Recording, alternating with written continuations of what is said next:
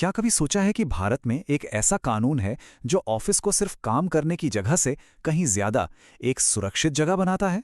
आज हम बात करेंगे भारत के पॉश एक्ट की। ये देखिए, सिर्फ नियमों की एक किताब नहीं है, बल्कि हर वर्कप्लेस पर सम्मान और गरिमा की संस्कृति बनाने का एक पूरा ब्लूप्रिंट है। तो आज हम क्या-क्या देखने वाले हैं? सबसे पहले हम समझेंगे कि ये कानून बना कैसे। फिर इसके जो मेन पिलर्स हैं, उन पर बात करेंगे। ये भी देखेंगे कि ये अकेला नहीं है, दूसरे कानून कैसे इसे सपोर्ट करते हैं। और हाँ, आज के मॉडर्न वर्कप्लेस में इसकी क्या जगह है और आगे का रास्ता क्या है, इन सब पर एक नज़र डालेंगे। तो चलिए शुरू करते हैं पहले हिस्से से, सुरक्षा का खाका। देखिए, एक बात तो साफ है, ये कानून कोई रातों रात नहीं बन गया। इसके पीछे एक लंबी कहानी है। तो सवाल ये है कि आखिर ये बना कैसे और क्यों? तो ये जो कानूनी ढाल है, ये वर्कप्लेस हैरेसमेंट के खिलाफ बनी कैसे? इसकी कहानी वाकई में काफी दिलचस्प है और ये हमें दिखाती है कि ऐसे बड़े बदलाव लाने के लिए कितनी लंबी, कितनी मुश्किल लड़ाई लड़नी पड़ती है। अगर हम टाइमलाइन देखें तो 1997 से पहले इस मुद्दे पर कोई खास कानून था ही नहीं। सब कुछ इंडियन पीनल कोड के भरोसे था। फिर 1997 में आया एक बड़ा मोड़, सुप्रीम कोर्ट के विशाखा गाइडलाइंस। इसने एक नींव रखी। लेकिन असली गेम चेंजर तो 2013 में आया, जब पॉश एक्ट बना। इसने पहली बार कंपनियों और एम्प्लॉयर्स के लिए एकदम क्लियर नियम और जिम्मेदारियां तय कर दी। और आज नए लेबर कोड्स और भारतीय न्याय संहिता के आने से ये फ्रेमवर्क और भी ज्यादा मजबूत हो गया है। ठीक है, अब आते हैं दूसरे हिस्से पर, पॉश एक्ट के मेन पिलर्स।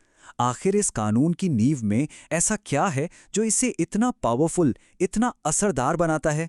चलिए समझते हैं। सबसे पहले तो ये समझना होगा कि यौन उत्पीड़न यानी सेक्सुअल हैरेसमेंट होता क्या है।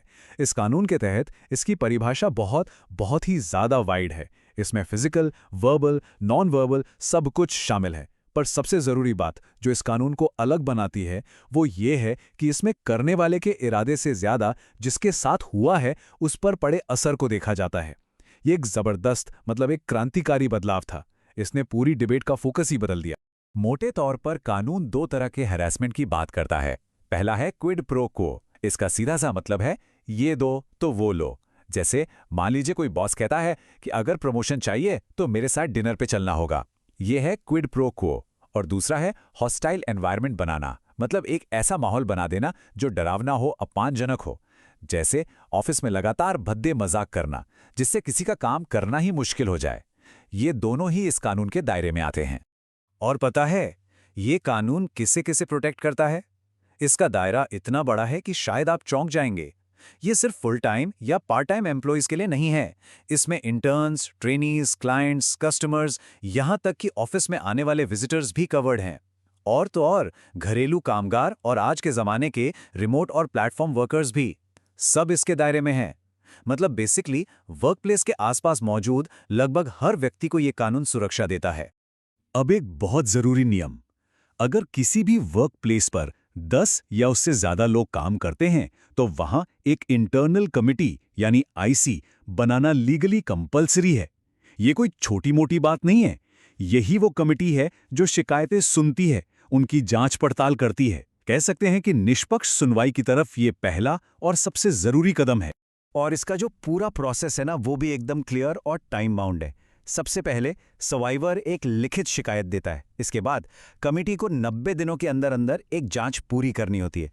ये कोई नॉर्मल जांच नहीं, एक तरह की क्वाजी जुडिशियल इंक्वायरी होती है। फिर कमेटी अपनी रिपोर्ट और सिफारिशें देती है और एम्प्लॉयर को उन पर तय समय में एक्शन लेना ही पड़ता है। इस प्रोसेस से ये पक्का होता है कि हर शिकायत को गंभीरता से लिया जाए और उसे अंजाम तक पहुंचाया जाए। तो सवाल उठता है, अगर कोई कंपनी ये सब ना करे तो तो उन्हें इसकी भारी कीमत चुकानी पड़ सकती है। पहली बार गलती करने पर 50,000 रुपये तक का जुर्माना लग सकता है और अगर गलती दोहराई गई तो जुर्माना डबल हो सकता है और लाइसेंस तक कैंसिल हो सकता है। इससे साफ पता चलता है कि कानून इस मामले में कितना सीरियस है। चलिए अब बात करते हैं तीसरे हिस्से की, एक मजबूत कानूनी ढांचा। देखिए, पॉश एक्ट अकेला खड़ा नहीं है। इसे सपोर्ट करने के लिए और भी कई कानून हैं जो इसे और ज्यादा ताकत देते हैं। इसको ना एक मल्टी लेयर सेफ्टी नेट की तरह समझिए। मान लीजिए अगर हरासमेंट क्रिमिनल नेचर का है, जैसे कि हमला, तो फिर बीएनएस या आईपीसी के तहत कार्रवाई होगी। वहीं जो OSH एंड WC कोड है वो ये पक्का करता है कि वर्क एनवायरनमेंट सिर्फ फिजिकली ही नहीं बल्कि साइकोलॉजिकली भी सेफ हो। और अगर हरासमेंट ऑनलाइन हो रहा है तो IT एक्ट भी एक्शन में आ जाता है। ये सब कानून मिलकर एक ऐसा सुरक्षा जाल बनाते हैं जिसे तोड़ना मुश्किल है। आगे बढ़ते हैं हमारे चौथे सेक्शन पर, मॉडर्न वर्कप्लेस में ये कानून कैसे काम करता है। क्योंकि कानून तो बन गया, लेकिन असली जिंदगी की सिचुएशन तो बदलती रहती हैं, है ना? तो चलिए देखते हैं कि हमारी अदालतों ने, हमारे कोर्ट्स ने समय के साथ इस कानून को कैसे इंटरप्रेट किया है और आज के दौर के हिसाब से इसे कैसे ढाला है। कोर्ट्स के जो फैसले आए हैं उन्होंने इस कानून को और भी मजबूत बनाया है। जैसे कोर्ट्स ने साफ कहा है कि हैरेसमेंट के लिए बार बार कुछ होना जरूरी नहीं, एक सिंगल सीरियस घटना भी काफी है। उन्होंने ये भी कहा कि इंटरनल कमेटी को मैनेजमेंट के दबाव से बिल्कुल आजाद होना चाहिए। और हाँ, आज के डिजिटल जमाने में ये कानून वीडियो कॉल्स और मैसेजेस पर होने वाले हैरेसमेंट को भी कवर करता है। इतना ही नहीं, अब तो गिग इकोनॉमी और रिमोट वर्क तक इसकी पहुंच है और LGBTQ+ कम्युनिटी को प्रोटेक्ट करने के लिए भी इसके प्रिंसिपल्स को इस्तेमाल किया जा रहा है। तो ये एक ऐसा कानून है जो सच में वक्त के साथ इवॉल्व हो रहा है। और अब हम आ गए हैं अपने आखिरी हिस्से पर, कानून से लेकर कल्चर तक। कानून बना देना एक बात है, पर सवाल ये है कि क्या जमीनी हकीकत बदली है? क्या सच में वर्कप्लेस पर कोई बदलाव आया है? देखें तो तस्वीर थोड़ी मिली-जुली है।